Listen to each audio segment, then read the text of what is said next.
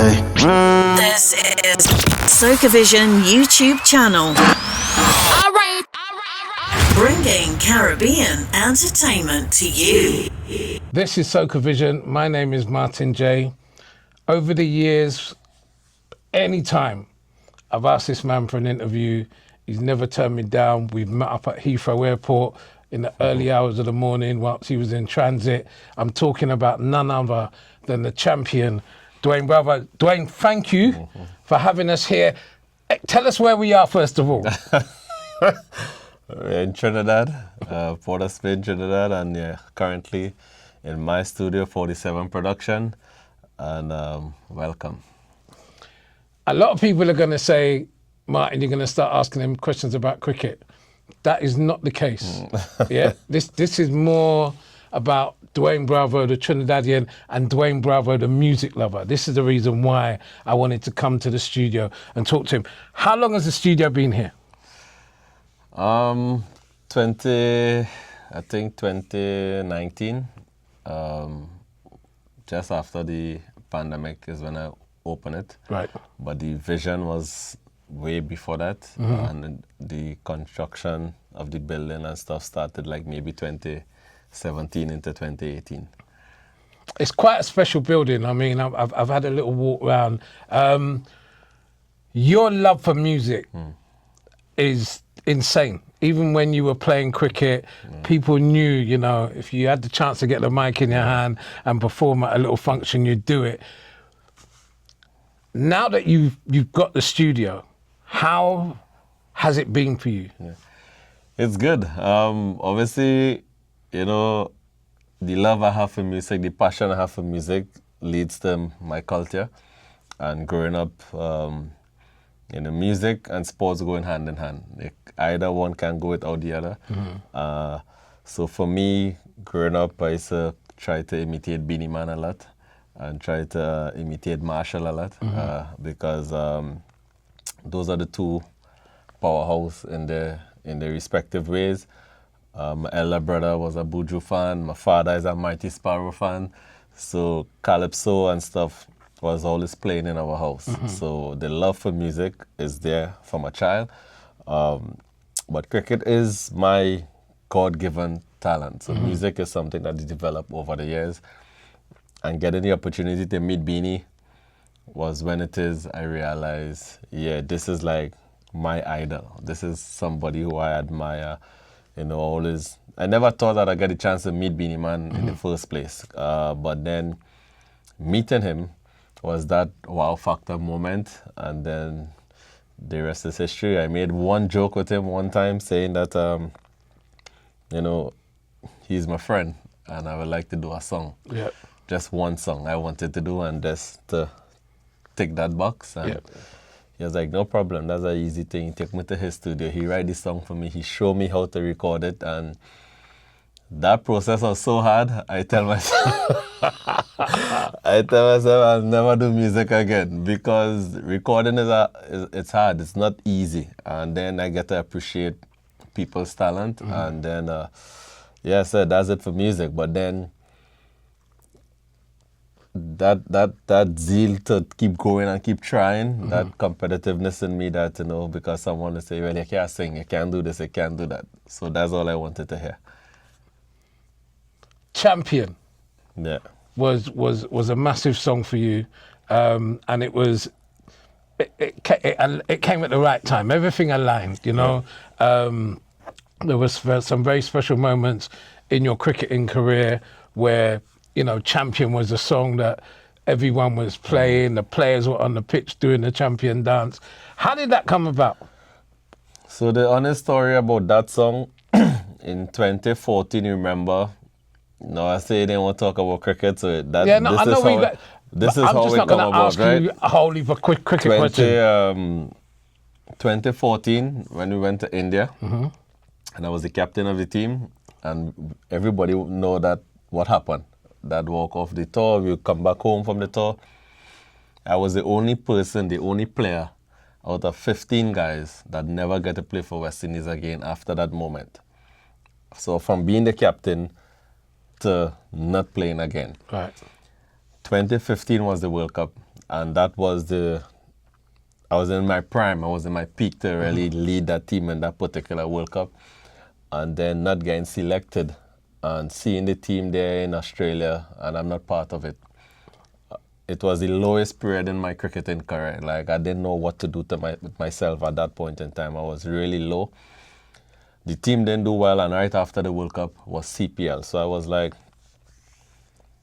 what am I going to do? What's next for me? Like, is my international career finished? Is that the end of me? Like, so I was looking for answers. I was searching. I started to doubt myself for the first time. So when CPL come about now, it was the third season, and the previous 2 years, we haven't won anything. Yeah. So I was able to get back my mojo and lead the team to our first trophy. So after we win that CPL in 2015, my energy for the game come back again, and I was like, despite whatever I was going through, I still come back on top. Like, I feel like I'm a champion again. And after we won that trophy, I went to Jamaica for a weekend just to relax because, again, I'm feeling good about myself again. And the rhythm was playing at a Chris Gayle party, the Kolo Kolo rhythm. And when I heard the rhythm, there's one guy next to me, his name is Razor, who is like a bona fide brethren. He's a musician as well, and I said, Razor, this rhythm, let me see how we could get a song on this rhythm. So he link up the producer, we make arrangements to go to the studio in Jamaica. Went to the studio in Jamaica. We didn't have that champion in our mind. I just wanted to do a song on that particular rhythm. So we were supposed to do a song with a guy named Gage, who had a song on the rhythm, a Jamaican dancehall artist. When Gage was like, he ain't sure. So he walked out the studio and left Razor and myself in the studio while the rhythm was playing. And I started to say, champion, champion, champion, champion. Everybody knows, say, Bravo, a champion. And then we started to call the champions. I say, Beanie a champion, Bounty a champion, Marshall is a champion, Bungie is a champion, Pollard. And we just go down the line there. We start to look for names of who are champions in the different fields. And that's how that song came about. 2015 we recorded, and I hold it. I never release it. And one guy was managing me at the time. He's from LA. I went to Australia, and I was just playing it on my iPad, and some kids here. They started dancing to it. I was like, they don't understand what I'm saying because they're from Australia. Right. But the fact that they are moving to it, I was like, nah, if kids like this song, there's something have to be special about this song. So I called the manager. I said to him, I'm flying back from Australia. I have 14 hours before my next flight. I need to shoot a video for this song, and we need to release this song. And he was like, 14 hours, like it's impossible to put on a video. And if you look at the champion video, it honestly have nothing to do with the song because of how the video concept is. Like it's a sporty song kind of thing. And the video have nothing to do with it, but I just needed to shoot a video. Shoot the video in LA, keep the song, and then only in 2016 is when we went to the World Cup in India. I had a big launch. I released it the night before we played our first game, and we used that song as the anthem for campaign, and we went on and win that World Cup, and that's how it went viral. So you see how that song came about. That was destiny. That song was just destiny waiting to happen, and now people call me champion. Like, it's part of my brand, my identity. It's 9 years now since that song was, 10 years recorded, 9 years released. And if that song played today, you'll think it's just released. Anytime you play it, it gets a fantastic response. Dwayne's love for music, Dwayne's approach to everything that he does is of a really, really high level. And I think that some people have misinterpreted him. You know, they've seen him as this happy-go-lucky, flashy guy where if you watch, and I'm going to make cricket talk here, if you watch how he plays cricket, Dwayne has one of the best cricketing brains in the world. That's not no mama guy talk. I'm telling you, Dwayne Bravo has one of the best cricketing brains. If you watch how he plays cricket, look at his successes. I'm not even going to get you to respond to this. I'm saying this. I'm fully qualified to say what I'm saying. But it goes beyond the boundary of cricket. The way that he approaches music, he will tell you the feedback that he's had from some people has been atrocious. You know, us as Caribbean people, because they see him as a cricketer, it's like, boy, that man can't sing, he only doing one set of dotishness and blah, blah, blah. And where that music has gone, you know, is far beyond what many, many artists at the top of their career could ever wish for, you know? So don't misinterpret who Dwayne Bravo is. Let's talk about some of the people that have come to the studio. We're here in the heart of Port of Spain. Dwayne's a big dancehall fan, as you've already heard. You've had some big dancehall artists that have passed through here. Yeah, some big artists pass through. Like I said before, this is a wall. I call it like the Wall of Fame. You know, so like all the artists, come through the studio and use the studio. I get them to sign the wall. They're also there inside of the recording booth as well. There's some artists there. Beanie's there. That as you see that spot in the middle. that was specially for him.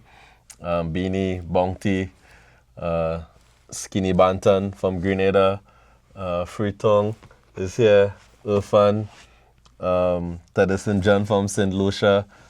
You have Bonji and Faye and Marshall inside, Rupi is inside, who again? Alison Hines is inside, Patrice Roberts is inside. So slowly but surely they started to come through. But like I said to you, my vision has always been to have the best.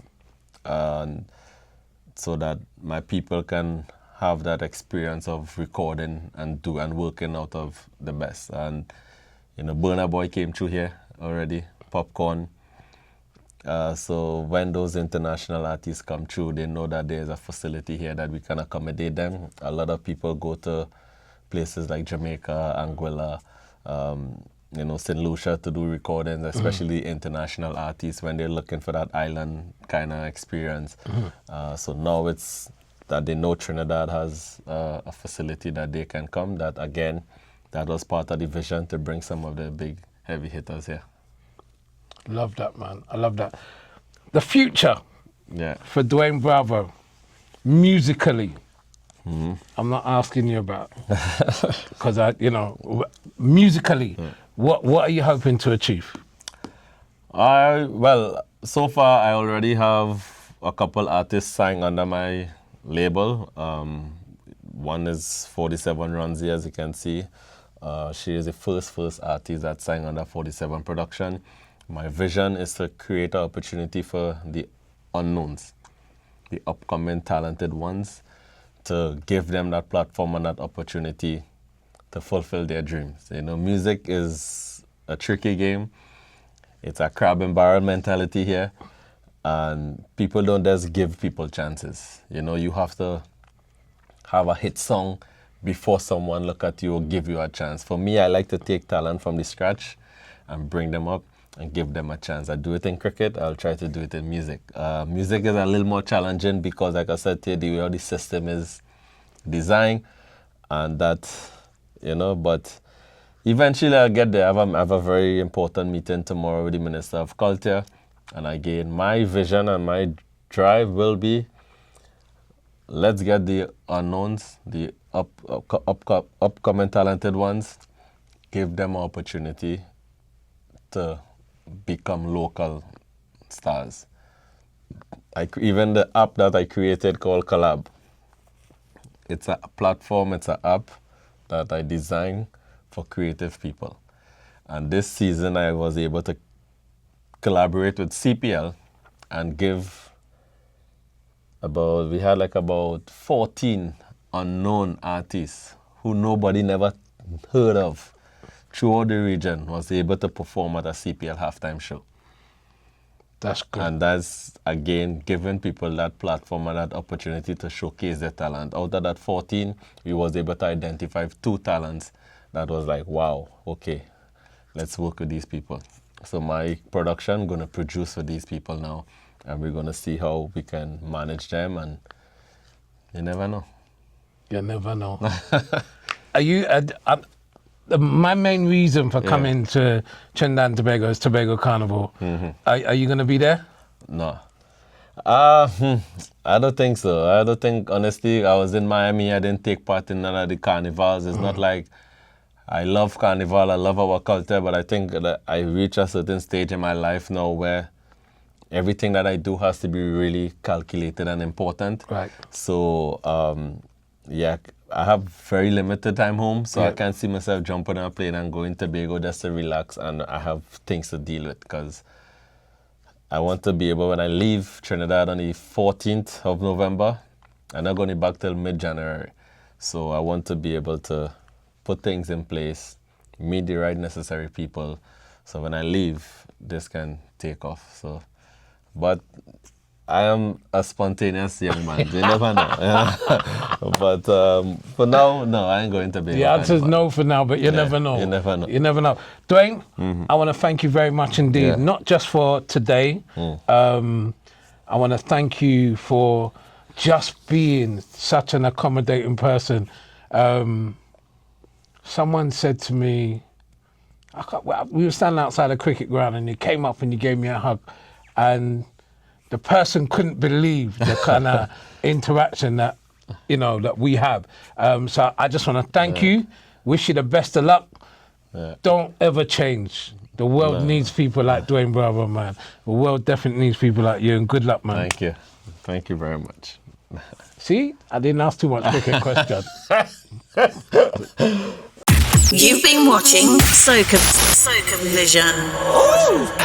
Don't forget to subscribe, like and share.